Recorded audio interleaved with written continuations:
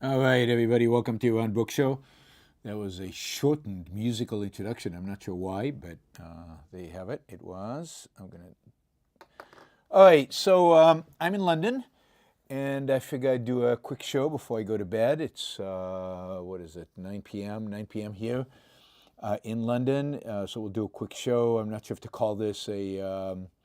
It's not a news briefing, but it's probably not a regular show in terms of length. Although, of course, the length is always dependent on your participation. The more comments, the more super chat, the longer the show will be. This is also an opportunity for me to test some new equipment. So I am curious, those of you listening live, if you can just give me in the chat, give me some indication of what you think the sound quality is.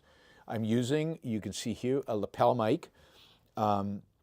It is a new setup that I got, primarily not so much for the show, because I had a previous mic for the show that worked pretty well, but this is a getup for really recording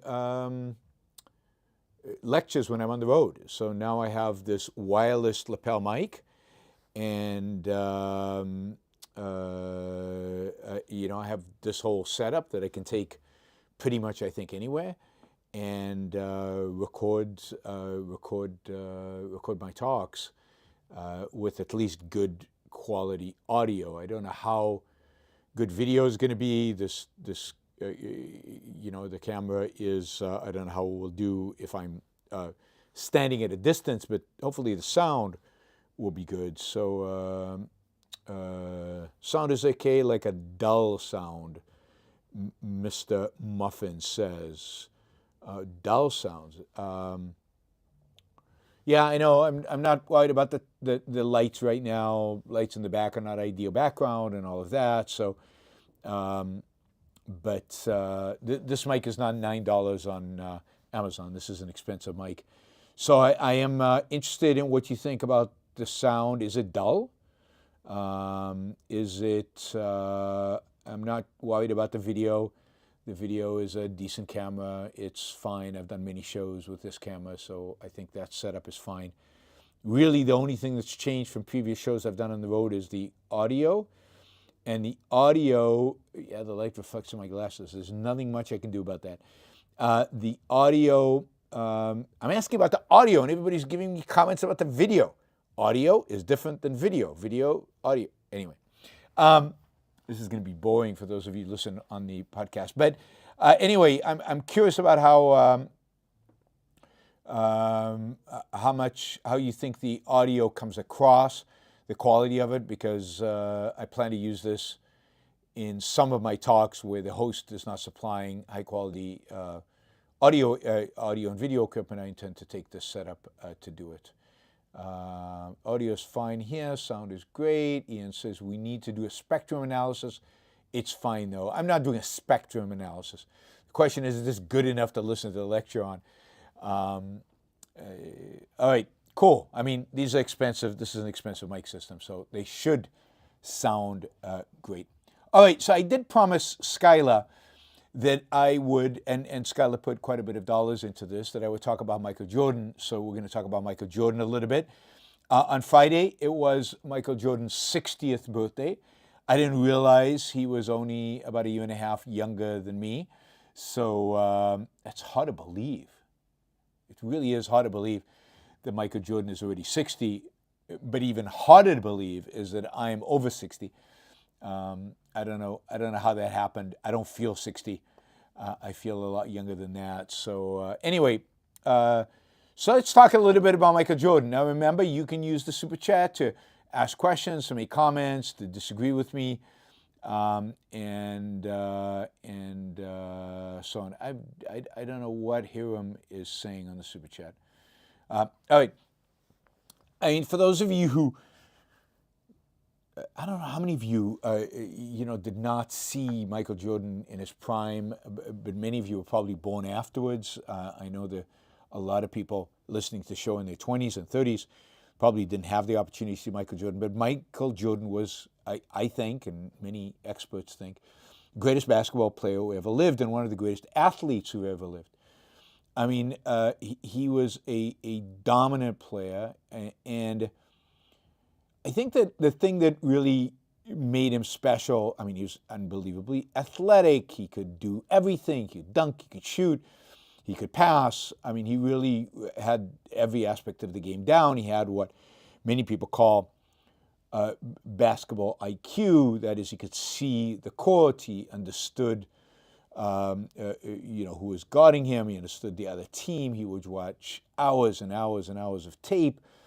He was a smart basketball player. He was just didn't have the physical capability. But he was incredibly smart. But what made him really spectacular was the fact that, in spite of all his natural talent, if you will, he had an athletic body, and he had the skill, and he had the height, and he had the agility, and he had the athleticism. He worked unbelievably hard. I mean, he was a guy who could probably be one of the best players in the league, just cruising, not doing anything, could probably make a lot of money for himself. But Michael Jordan worked harder than anybody. And he was ruthlessly committed to victory. He was ruthlessly committed to winning, to being the best in the game. The game of basketball is about winning. It is a competition. And he wanted his team to be the best. He wanted his team to win championship every time they played. And he wanted to be the best. So he individually practiced with nonstop. And he, elevated the team to win. So he was a man committed to being the best that he could be, and committed to making the people around him be the best that they could be, so that together they could win. His selfish motivation was to win, and for that he needed teammates. He needed 4 other players, indeed, and a bench, and a coach, to put it all together so that they could defeat the opponent. And he did. He won 6 championships, 3 in a row. He then retired, went to play baseball, returned, won 3 more in a row before retiring again. And then when he returned to a different team. And this time, he did not win. But by that point, he was pretty late in his career. He played against some of the toughest players ever. He played against the Detroit Pistons, who were tough, strong, kind of, and beat them all. But I think the thing that differentiates him, he worked hard. So did Kobe Bryant. So did a lot of players. I mean, any players who are greats, It was, worked hard. You just can't be one of the greats if you don't work hard. What made Jordan maybe the best player who ever lived was his ability, his willingness, and then his competence in taking the game-winning shot. That is, when the game was on the line, when his team was down by a basket, I don't think there's ever been a player who, was as eager as he was to take that last shot, and as successful as he was at taking that shot. He was, it's uncanny. I mean, they are, one remembers the shot, right? Which was the shot, which is a Michael Jordan shot. I mean, he came to symbolize the move, right? The last shot, and all of these at moments, critical moments, where his making the basket was what would differentiate between winning and losing the game. So he was an incredible talent, unbelievable hard work, but then what would you say, the soul of a champion, the spirit of a champion that is just committed to victory and is able to will himself to rise to the challenge. I mean, Michael Jordan played sick. Michael Jordan played in all kinds of circumstances and always rose to greatness. And that's something I think that's truly stunning, that ability of human beings, I mean, to excel when they're under the most pressure. Somebody like Jordan to be a better basketball player in the last 30 seconds of a basketball game, to make that shot almost every time if it's in the last minute of a game. You know, the rest of the time he maybe makes it 50% of the time, 40% of the time. And that's truly amazing. Michael Jordan, you know, had learned from failure in his early career. In his early career, he did not win titles. They were not incredibly successful. He learned from other players. He had the opportunity to play against Larry Bird, play against Magic Johnson. He had the opportunity to watch and to learn from, and both from his lack of success and from their brilliance and genius on the court, and then elevate it to the next level. And then on top of that, what makes him a seminal figure in basketball is not just his actions on the court, but then his actions as an entrepreneur. The deal he struck with Nike, now there's a movie about this coming out. This is such a big deal. You know, Jordan made, there were never Larry Bird shoes. You know, there was some paraphernalia sold. There was some for, what's his name, Dr. J. There was some for Magic. But Michael Jordan turned himself into a business. And he turned himself into a very successful business. And a business that made a huge amount of money. He is today one of the few athletes in the world who is a billionaire. And he's a billionaire not because of what he made in basketball. He's a billionaire because of what he made off the field, selling products he endorsed, and particularly the Air Jordans that still sell for huge valuations, still means something in the shoe, I guess, shoe world. I never understood it, but unbelievably successful and worked hard at it, again, just like he did on the court with basketball, worked hard at excelling at selling shoes, at turning it into a brand, and giving it meaning, and making it worth as much money as he did. Now, I just want to tell you that Skylar's written an essay called The Diamond Jubilee for Jordan. It's on his website and vocal.media/trader/the/Diamond Jubilee for Jordan. Anyway, the link is in the description below. I am also going to post the link in the chat so you have it. Right, it's right there. Enjoy, read it and enjoy. And thank you again, Skylar, for supporting the Iran Book Show and encouraging me to do this and doing some super chats to encourage me to do it. So this is profitable for everybody all around.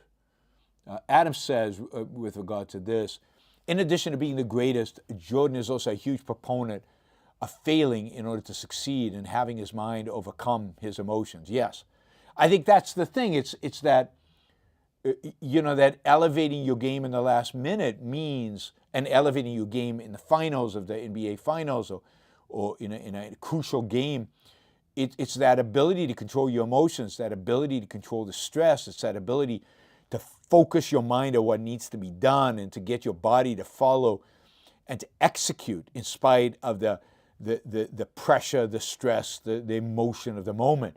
And his ability to command that, what made him the superstar that he was, and it's what made it possible for him, ultimately, to be the closer that he was, to be as successful as he was as closing games. But that's here. That's the ability to control your emotions, your ability to control what you do and how you act and how you engage with the world, even under a massive stress. And Jordan never cracked. And I agree with you about failure. I mean, there's this great quote that I really love of Jordan's where he says, and I can't remember the exact numbers, I took, I don't know, I'm just going to make up numbers. I took 10,000 shots, or I missed 10,000 shots in my career. More than half the shots I ever made, I missed, right? That's how I became a winner, or something like that. So he understood that almost every time so over 50% of the shots he would take at the basket would miss. That's just the nature of the game. He understood that and he embraced that. Every miss was an opportunity to learn on how to take the shot better next time. And he also understood that you can't succeed, you can't win, you can't achieve without taking the shot, without taking the risk. And I think that is such a life lesson for everybody. If you're not in the game, if you're not taking shots, you'll never win. You'll never be successful in life. If you don't go out there and take a risk, knowing that you will often fail, if you don't ask the woman for a date, if you don't ask your boss for a raise, if you don't go out and start a company or join a startup or whatever it is that you want to do, or whatever profession you're in, take that big leap, take that big risk, you're never going to succeed. You're never going to be successful. You're never going to reach your full potential. That's what it requires. It requires missing shots, lots of shots, thousands and thousands of shots, more than half your shots. And yet it's the only way to win, is to miss lots of shots.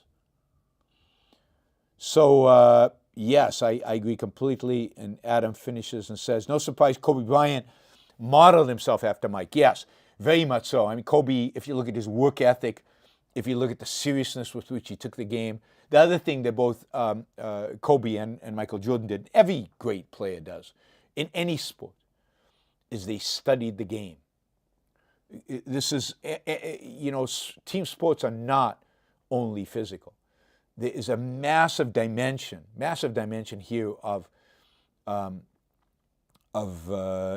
mental, of not just mental, but intellectual, of understanding the game, understanding what your opponents are capable of, understanding the layout, understanding who can shoot from where, understanding what can be achieved, when to pass, when to shoot, when to dribble, all of that. And you learn that, you study that. And the amount of tape, as they say, they watch film, right? They watch film of previous games, they watch film of their opponents, they keep going and going and going to try to become better and better and better. And Michael Jordan was definitely a student of film, as was Kobe, as was all of them. My favorite player is Larry Bird. Again, a real student of basketball and a master of it, and he didn't have the physical skills that Kobe and Jordan had, but he had the intellectual skills galore. One other aspect I want to mention is that Jordan, and I think like Kobe, came from a very difficult background, a very difficult upbringing. And that only, I think, increased his determination to be the best that he could be.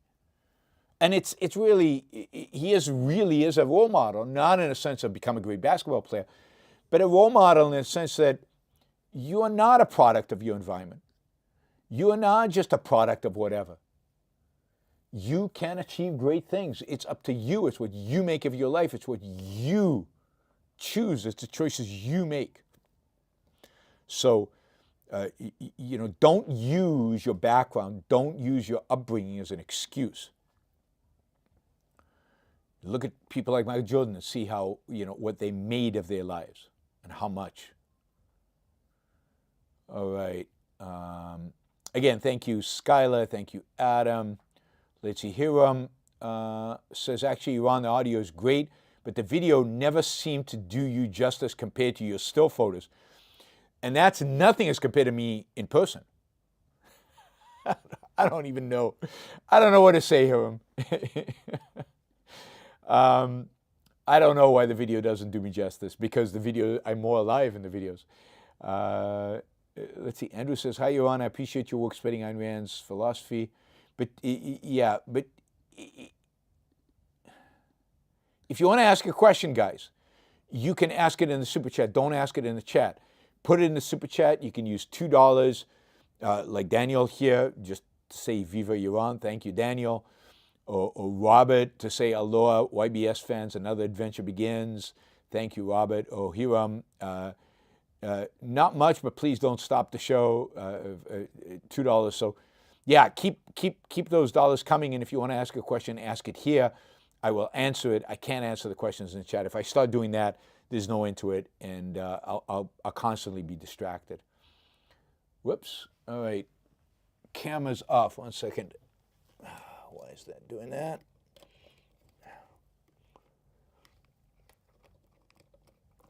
All right. Sometimes this happens.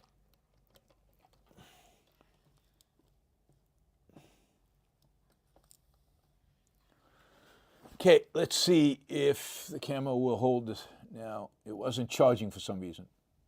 Should have been charging. It's plugged in.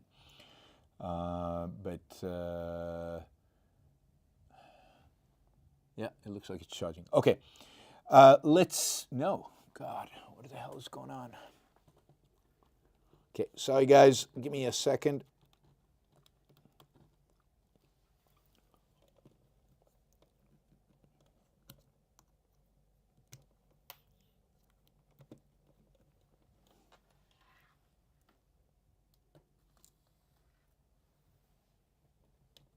Maybe the whole thing is not.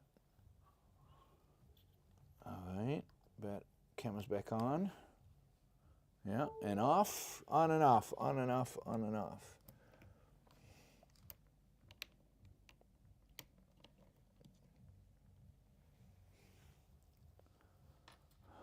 God.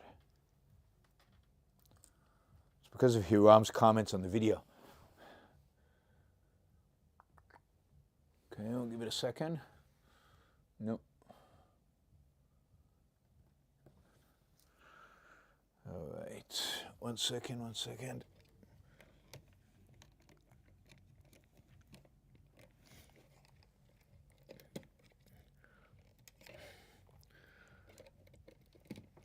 Let's try this.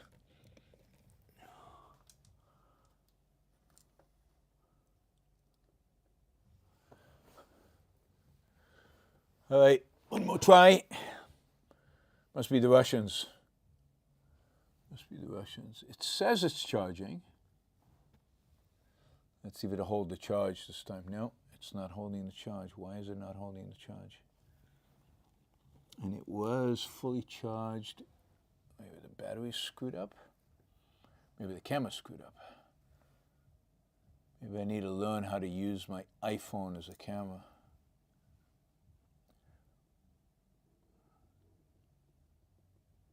All right, all right. All right,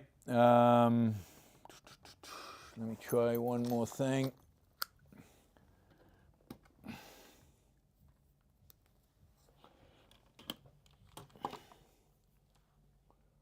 Oops.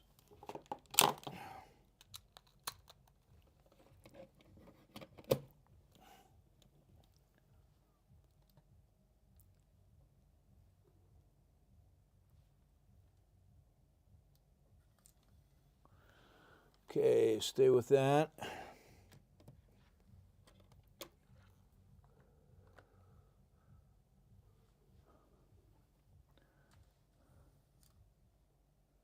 Why is it doing this?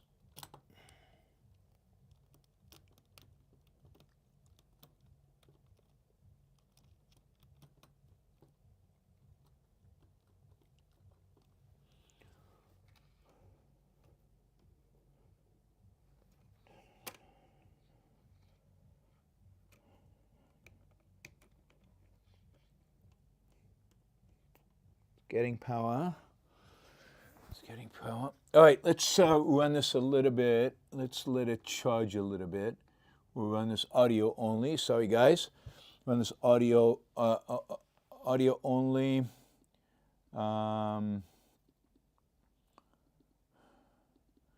do have a BSc in engineering, but not in camera engineering and not in battery engineering or whatever the hell is going on here. Equal to Reality says, What are my thoughts on Apple retiring the iPhone? I don't think Apple's retiring the iPhone. I think that's a myth. I don't think it'll happen. And if they retire the iPhone, then they will replace it with something, I assume, even better. So I'm cool with that. I'm cool with improvement. I'm cool in getting things that are even better than an iPhone. All right, let's see what we're going to talk about. Ben & Jerry. So Ben & Jerry ice cream. I assume you all know the reference to Ben & Jerry ice cream. Ben & Jerry ice cream is an interesting corporate experiment, interesting social corporate experiment in the sense that, Ben & Jerry was basically founded by a couple of hippies, a couple of guys, Ben Cohen and Jerry Greenfield, who were friends, and they had completed a correspondence course, right, on ice cream making from the Pennsylvania State University's creamery. They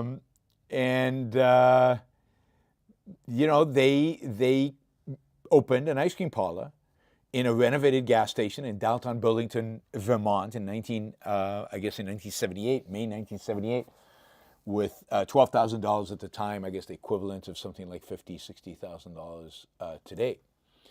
And these guys turned this little ice cream store into what ultimately became a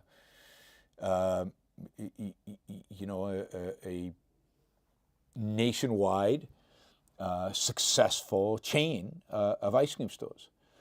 And then, of course, in 1980, they started packing them into those containers and selling them in different places. In 1981, they opened another store. In 1983, they built the world's largest ice cream sundae as a prop. And in other words, they expanded and grew and became this real dominant in in what was then a new field, which is high quality ice cream that was made of all natural. I'm not sure this is going to work. All natural ingredients, and ice cream that was particularly delicious and crazy flavors. The Jerry Garcia flavor, and they very much appealed, I think, through the flavors and through the. We'll get to how they ran the business in a minute. They appeal to this idea, to the hippies, the grown-up hippies, the yuppies now, the hippies who had become yuppies. It was a direct appeal to them, and the brand was an incredible success. I think what's happening is, for some reason, the camera is now recognizing is not working off of the charge, right? So it is only working off of its battery. And it's worked in the past perfectly, and I just don't know why it's refusing to accept the charge. Now, there's probably a setting here. Somebody who knows something about Sony cameras might know what the setting is, but there is a setting that allows it to take a charge and to accept the charge. But in the middle of a show, I don't think I can make the change to the setting and get it right. So we're just going to have to go with audio, and I'm going to have to figure this out before the next show. In a few minutes, I might put on the video, but I think that'll eat up the battery again very quickly, so it'll fade again. Anyway, Ben & Jerry became one of the most well-known brands in the world, in the United States, and very successful. But from the beginning, Ben & Jerry, the founders, who are super leftists and were very politically active and very active in what you'd call today social justice causes, and they became kind of spokesmen for the business of social justice. So I remember in the 90s seeing them on television regularly, pitching anti-capitalist messages, attacking, attacking the idea of profit maximization, attacking the idea of maximizing profits or shareholder wealth or anything like that. One of the things they bitterly complained about was that CEOs made supposedly too much money, that the gap between the pay of the CEOs and the gap of the lowest paid employee was too high in America. It was wrong. It was immoral, and they made a big deal out of this. And they became known as a socially responsible business, and they got a lot of press from the left, what do you call it, praising them for their social responsibility and how wonderful they were. They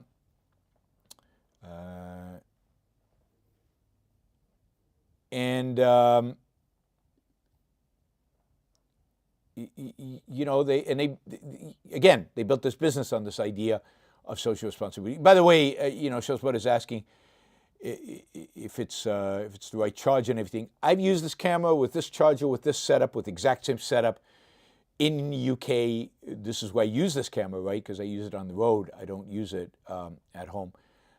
Many times, and it's worked perfectly. So something's going on. I'll figure it out once the show is over. There's maybe one thing I can still do and try something before.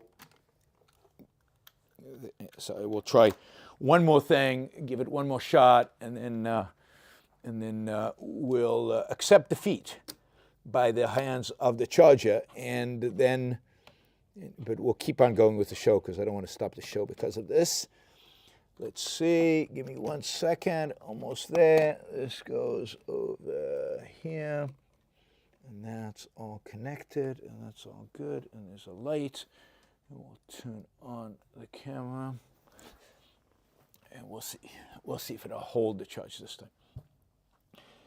All right, thanks for being concerned, everybody. Anyway, Ben & Jerry was the successful company, and were poster childs. I mean, I remember they ran a competition to try to find a CEO, but the problem was that they wouldn't pay the CEO enough because they had this ratio between the lowest paid employee and the CEO. So they couldn't find a CEO.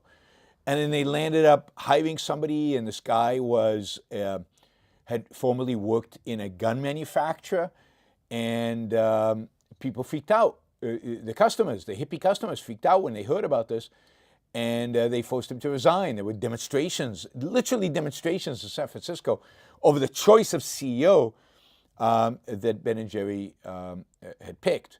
So Ben & Jerry's always been this symbol of leftism and of corporate social responsibility and of this kind of attitude and this kind of gig. I stopped buying Ben & Jerry sometime in the 90s, well over 20 years ago. I've not had a Ben & Jerry since then because I did not want to support them, because I thought that they were harmful to the country. They were destroying, they were actively advocating against capitalism. They were actively distorting the record of capitalism and promoting what I thought was anti-capitalist ideas. And every dollar that they got, out of every ice cream that you buy there, a certain percentage of the money goes to this kind of activism. Anyway, Ben & Jerry sold themselves in April 2000 to Unilever, a British conglomerate, big company, massive food giant. And what's interesting is that Unilever, when they bought Ben & Jerry, and I think the reason Ben & Jerry were willing to sell to Unilever, is that Unilever committed to carry out the company's tradition of engaging in these kind of socially responsible ideas. And they actually created a board at Ben & Jerry. And this, I don't know of any other company in the world that has this. A board, an independent board, separate from the board of Unilever, just to oversee Ben & Jerry. And that board was given kind of authority over the whole social responsibility issues involved. Unilever believed that a big part of the selling point of Ben & Jerry was its political and social activism, and therefore they encouraged that and they supported that, and they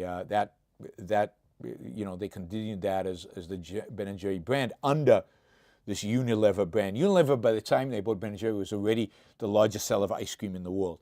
But they didn't have a high-quality ice cream. Ben & Jerry was the first kind of high-quality ice cream that they could get.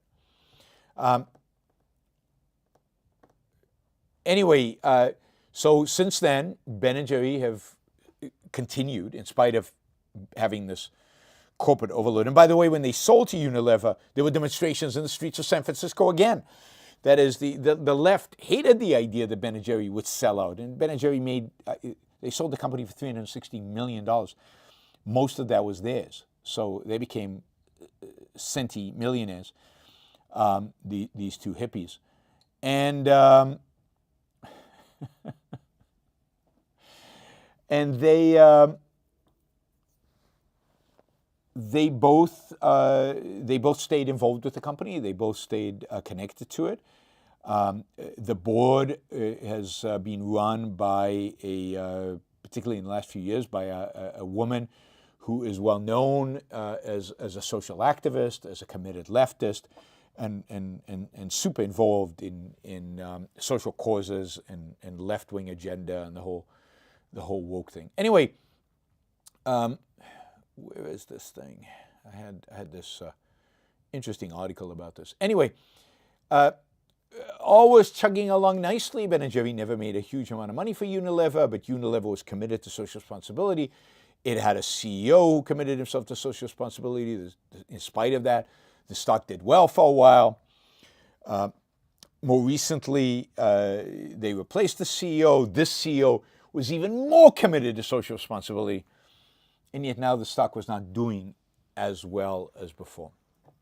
Now, I think the first expansion of Ben & Jerry overseas was in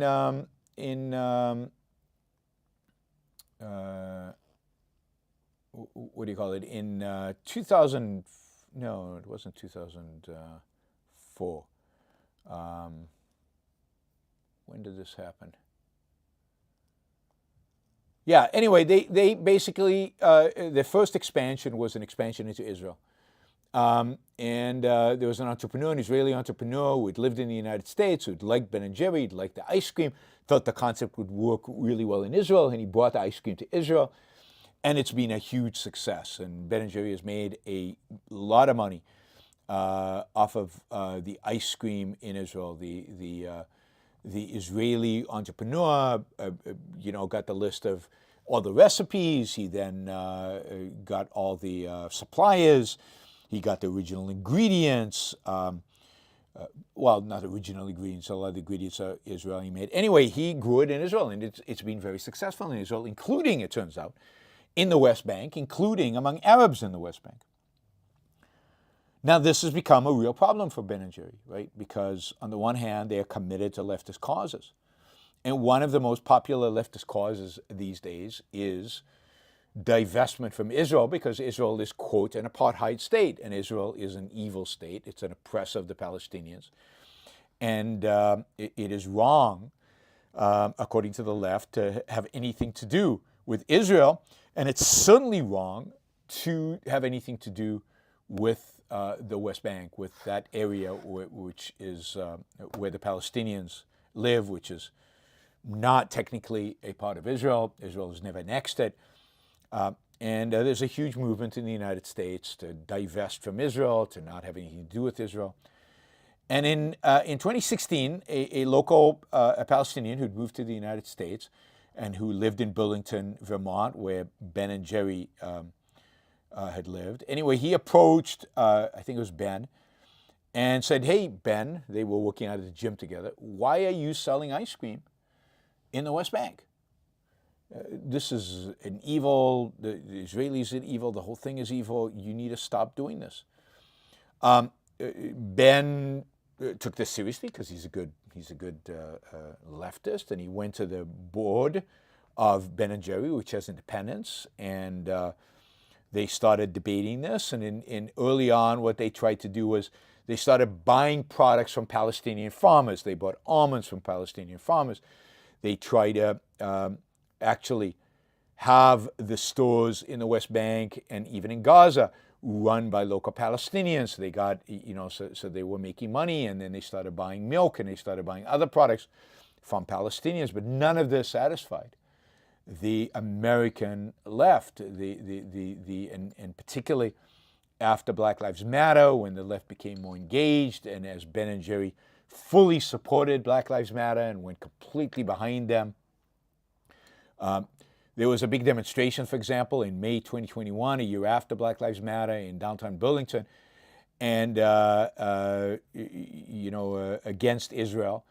And the demonstration was focused on the Ben & Jerry store at the place and yelling at them and, arguing that Ben & Jerry should have no business there. And indeed, what happened was the board realized that all this attempt to appease had not worked. But more than that, they realized that they were not acting based on their announced principles. So that in July 2021, Ben & Jerry announced that they would cease, they would not renew the contract with the Israeli entrepreneur, that they would cease selling all Ben & Jerry products in what's called the occupied territories in the West Bank and even in Gaza, and that they would find a new licensee who would only sell the ice cream in Israel proper, in what they consider Israel proper. This, of course, created a huge uproar within supporters of Israel in the United States. Israel itself, was very unhappy with this. It created a little bit of a diplomatic crisis. The Israeli ambassador talked to the Unilever CEO, put a lot of pressure on Unilever. And indeed, this is all at a time when the Unilever CEO is relatively new and he's even more committed to social justice, and yet the stock price is coming down, and there's activists buying into the Unilever board, and they're trying to shift. So Unilever then tells, so there's all this uproar and there's all this agitation. And then in Israel, Israelis start boycotting Ben & Jerry. So the business of Ben & Jerry collapses. So then the entrepreneur had the rights to sell Ben & Jerry in Israel, sues Unilever. So then Unilever, in this amazing kind of, Unilever basically says, okay, we reject what Ben & Jerry did. We are going to sell Ben & Jerry to the Israeli entrepreneur. We're going to let him run the whole thing. The only thing he's not allowed to do, he can use the logo, he can use the background with the cows and the the clouds and all that crap. The only thing he can't do is have Ben & Jerry's in English. He can have it in Hebrew, he can have it in Arabic, he can't have it in English, and he can do what he wants with it, whatever he wants with it. And Unilever basically caved. And the Ben & Jerry board said, wait a minute, we've got a deal. And you had committed at the time of the purchase to giving us independence and giving us the authority to make these kind of decisions. And Unilever said, well, not when it comes, not in important decisions, and this is creating an international conflict, and this is creating huge losses, and this is going nowhere, and there are lawsuits and everything. No, we're overriding you. So the Ben & Jerry board sued the Unilever board, which again is unprecedented. They all filed in courts, and they did all this stuff, and the thing was in front of a judge. And I think what was happening was it got very, very close to the point where Unilever was basically going to say, and remember, this board that Ben & Jerry has is the two members from the Unilever board, the CEO and one other member, but everybody else, I think there are 9 members, everybody else is basically a leftist, committed social justice warrior, right? And Unilever was basically, even though they were committed to social justice, bottom line, shareholder, and activists were starting to put pressure on Unilever. Ultimately, the CEO's been fired. He's going to be replaced in July. But Unilever, I think, told Ben & Jerry, look, if you insist on this, we're basically going to do away with this whole board concept. We're basically going to get rid of the board. So what happened was Ben & Jerry and Unilever settled. It's not clear exactly what they settled, but the lawsuits were dismissed. The Israeli entrepreneur has the franchise, and since December 15, 2022, Ben & Jerry is functioning in Israel, functioning in all of Israel, everywhere. It's selling ice cream. It's owned outright by the Israeli entrepreneur. Unilever washed their hands of Israel, on the one hand, of this part of Israel, just ice cream. They sell other stuff in Israel. But they've also kind of put the Ben & Jerry board in its place. Now, why do I tell you this story? Because I want to tell you this story because it's another illustration, as if we need more, but it's another illustration of the principle that the moral is the practical and the practical is the moral. And that when you do really, really dumb things, when you do things that don't make sense, when you do things like so-called social corporate responsibility, when you real function and you real everything is dedicated to, is built around the principle of making money, of profit, and maximizing shareholder wealth, you can for a while get around it. And obviously Ben & Jerry themselves did. I mean, they prospered financially while running a socially responsible place because they catered to a particular crowd and a particular audience. But even they struggled to find a CEO. Even they had relatively low profit margins for a high-quality ice cream place. In spite of the fact that the ice cream was expensive, profit margins were very low. And then once Unilever bought them, and once Unilever, which is a corporation listed and has multiple shareholders, even in a system that's semi-free like our system, you can't get away with just ignoring your shareholders. You can't get away with just ignoring the marketplace.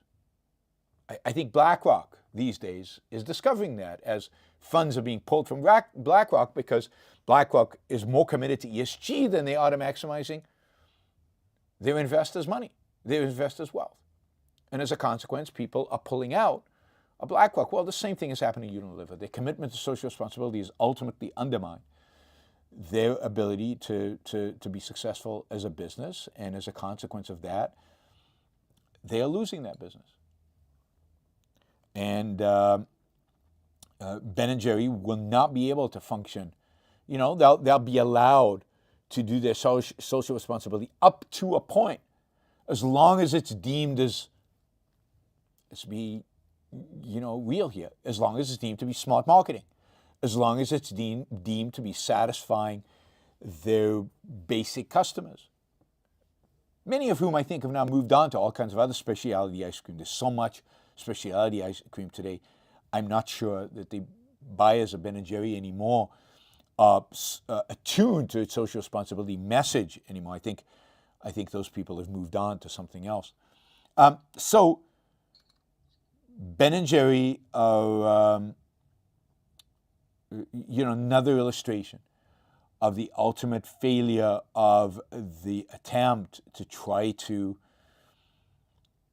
bring about, social responsibility in the context of a business that has shareholders and is committed to legally to have fiduciary responsibility to them.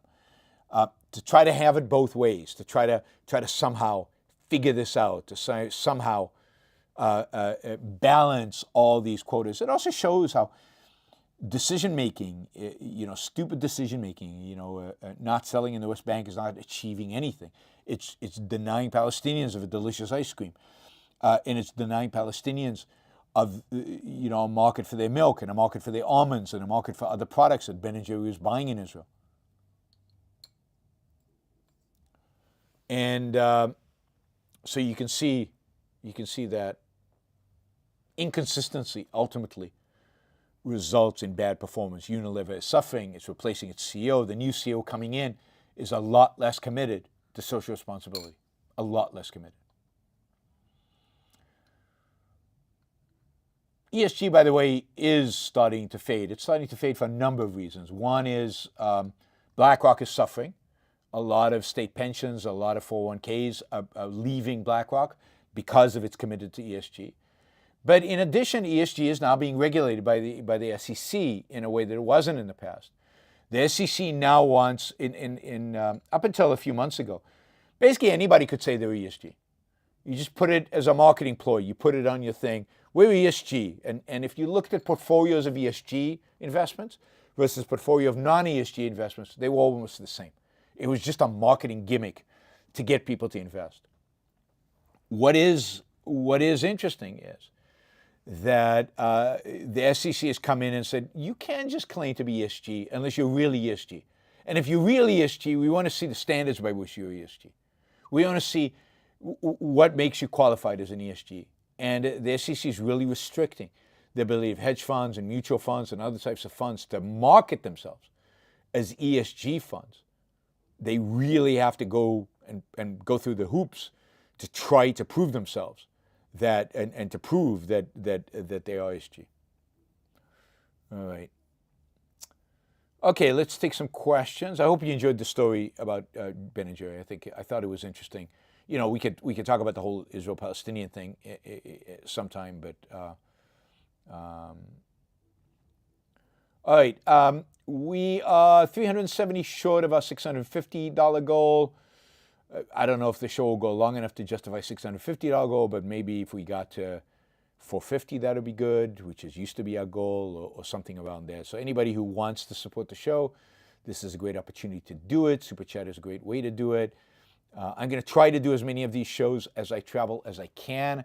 I don't expect one to do tomorrow because I'm going to Exeter, which is a 3-hour train ride and a 3-hour train ride back. So I won't be back in my hotel until very late.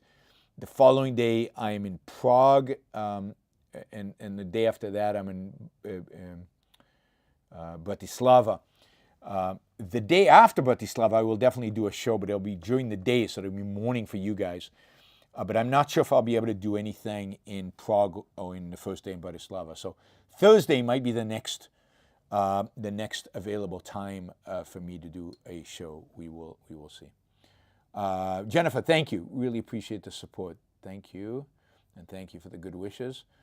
All right, let's see. Ori says, VCs and PEs, VCs, venture capitalists, PEs, private equity, will have record amount of dry powder, I'm assuming, that's left over from pandemic stimulus. Will they deploy before recession? Could that lead to a spike in inflation and or push recession further in the future? I think ultimately no. I don't think they're going to deploy before the recession. If you're a venture capitalist or private equity fund, you do not want to be taking a lot of risks before a recession. And you also know that once a recession happens, valuations will come down and you'll be able to get much better deals during a recession and in the short aftermath of a recession. So I think a lot of funds right now are sitting in capital. You know, I wouldn't be surprised if artificial intelligence companies are getting some of that capital. But also, I don't like to think of it as dry powder in the inflationary sense. The money's not sitting in a vault somewhere. The money is in a bank. That bank is basically lending it out.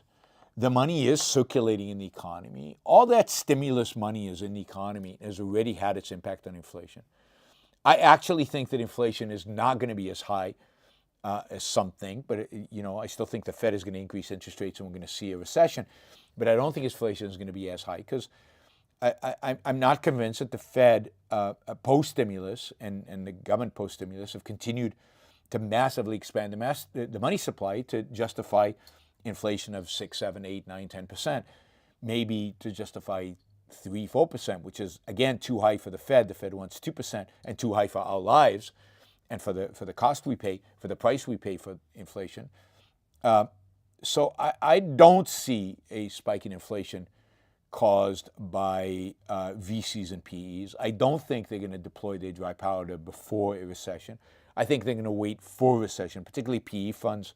These are running companies. They're going to wait a recession, first of all. They might need the dry powder for existing portfolio companies to help them through a dry period, to help them through a recession. That's also true of VCs to a large extent. It's going to be very difficult to raise money in the months, years to come, in a couple of years to come. A lot of VCs are sitting on dry powder to support the companies they've already invested in rather than new investments. So, but again, they'll wait to see what happens in a recession. They'll wait to see what happens in new rounds and some of these companies' inability to raise money.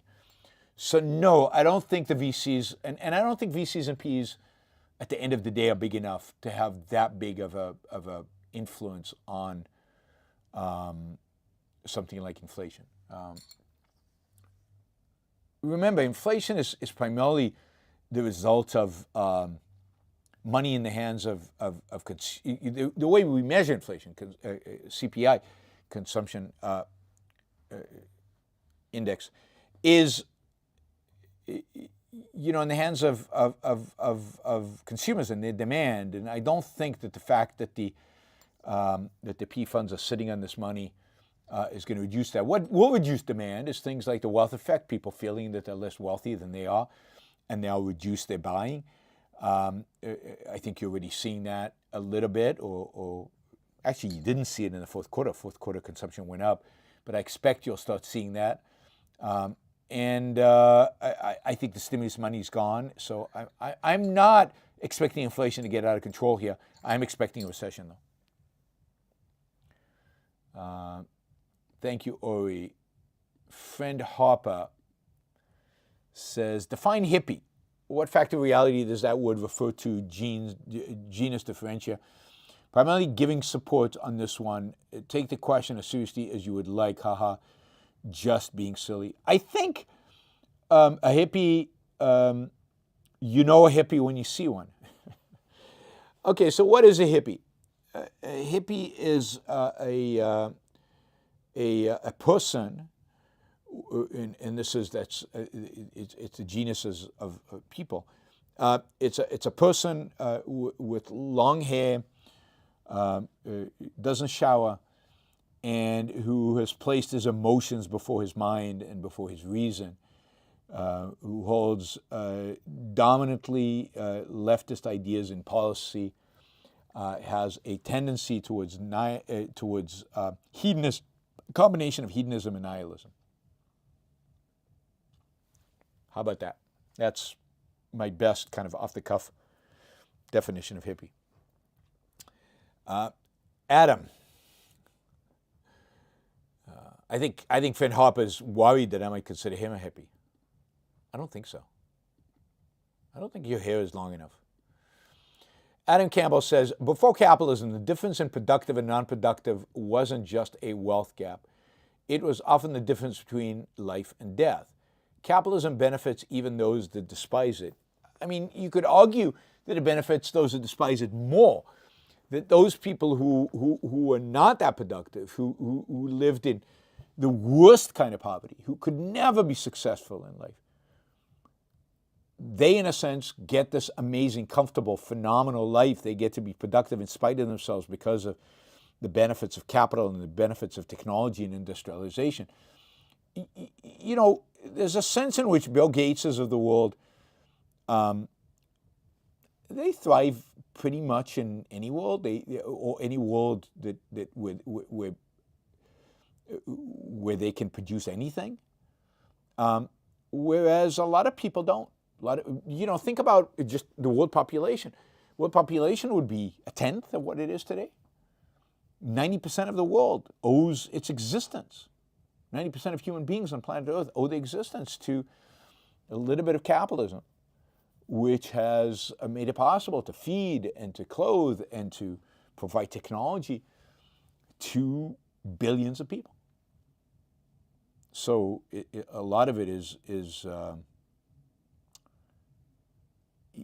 so the benefits accrue to often, the detractors of capitalism to some extent more than it is to the beneficiaries of capitalism. By the way, I think Shahbaz was right, because I actually replaced my international charger. I replaced it to a different one. And the camera works with this charger, and it doesn't work with the other charger. And the other charger is indeed a new one, which I think I used last time, but I'm not sure I did. And so it works with the old one and it doesn't work with the new one. I'll have to further experiment with this, but that is a pretty amazing thing. And maybe it has to do with the 5060, but I'm pretty sure that any charger that sells itself as an international charger has to be able to deal with both 50 hertz and 60 hertz. Yeah, I don't know. Robert Nace here has long hair, so I don't know. I don't think the long hair was enough to define oneself as a hippie. But he has a guitar as well. So Robert is in suspicious territory for hippiness. Luckily, he's not a leftist and he doesn't combine nihilism with hedonism. He likes to have his hedonism completely free of any nihilism. I'm kidding. Apollo Zeus says men with facial hair are hippies. Huh. Nikos, Don. It is problematic once we start defining it in terms of non-essential ideas. All right, everybody. I hope you enjoyed this shortened show. I will return with as many shows as I can over the next couple of weeks. As I travel, I will also give you, as I travel, updates on how the talks are going. Tomorrow, I'll be at Exeter University. I think Exeter University is the university I've given the most talks at of any university in the world, which is interesting, out of nowhere. All started because a girl who was an intern at the Ayn Rand Institute, who was a student at Exeter, she was not an objectivist, and I don't think ever became an objectivist, but she was an intern at the Ayn Rand Institute one summer. She invited me to come and speak, and she ran the student newspaper at Exeter. And the student newspaper organized an event for me. That was my Morality of Capitalism event, and they did a phenomenal job. And there was 300 people in the audience. It was a great event. It was filmed by the university film club, so we got fantastic, really high quality video. You can watch it. It's on YouTube, and it's gotten, I think, hundreds of thousands of views on the Exeter. I think it's the most watched video.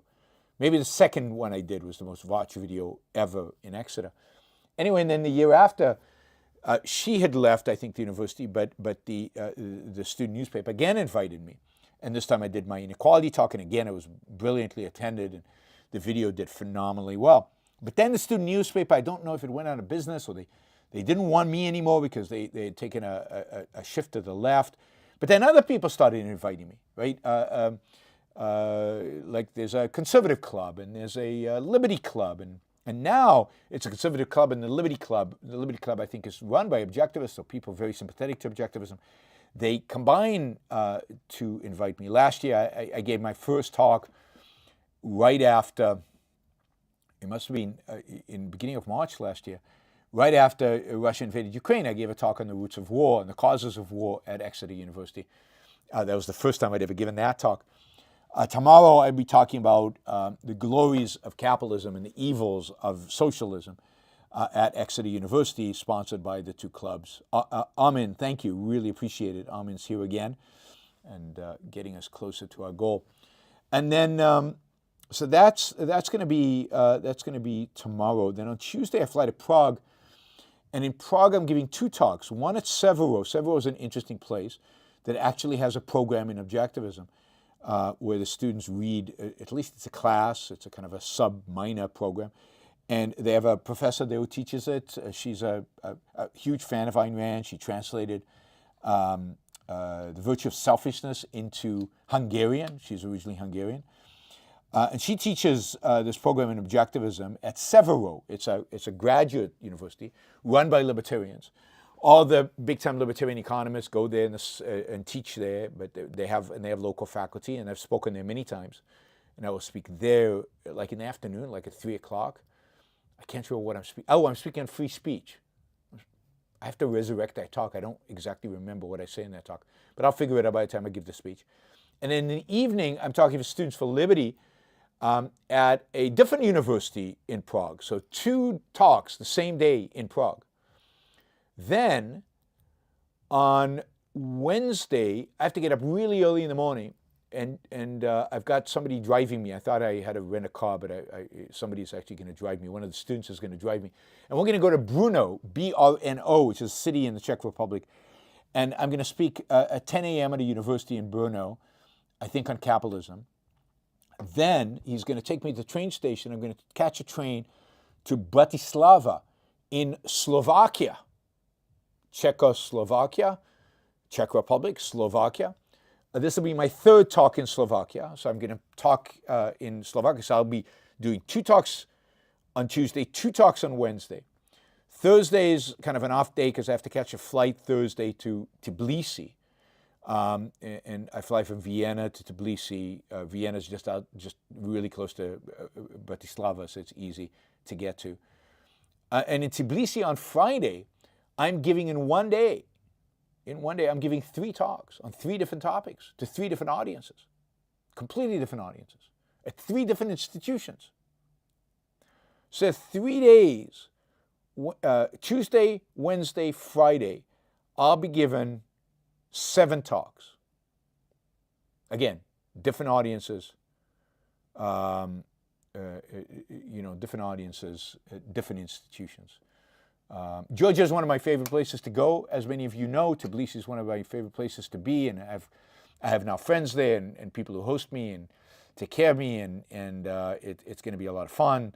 And but that is 7 events in 3 days. That's a lot, even for me. And I will just mention that your support right here, the Super Chat support, helps that happen. By the way, that's not all I'll do in Georgia.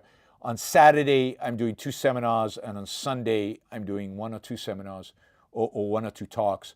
So over the weekend, I'm doing talks as well in Tbilisi to a different, they're doing a conference called A is A. Literally, they're calling a conference A is A, and it's all about Ayn Rand. And I'll be the featured speaker for that one, including some local Georgian objectivists are also going to be talking about it. And then Monday I fly to Poland, and I'm giving a talk in Poland about the war in Ukraine. That'll be a very motivated audience. I'm looking forward to that.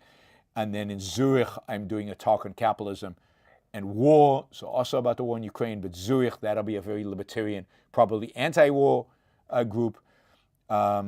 And then that's on Tuesday. And then on Wednesday, I've got a free day in Zurich, which I hope to dedicate to some business. And then on Thursday, I fly to Budapest, the home of Orban. And I've been invited by a very, very pro-Orban university to give a talk at the Milton Friedman University. I don't think Milton Friedman would be happy to be associated with a pro-Orban university. Anyway, I'm going to lay into Orban at the Milton Friedman University. And then from there, I fly to Uppsala, Sweden, where I'm speaking at the university on Friday. And then I fly to London, and I've got talks on Saturday and on Sunday in London. And then I finally fly home on Monday. So thank you for the support. You guys help make this happen. And I will try to live stream some of the talks. We'll see what I'm able to live stream. And now I know what combination of equipment works. We are all ready to go. Thanks, everybody. I will see you all whenever. Bye.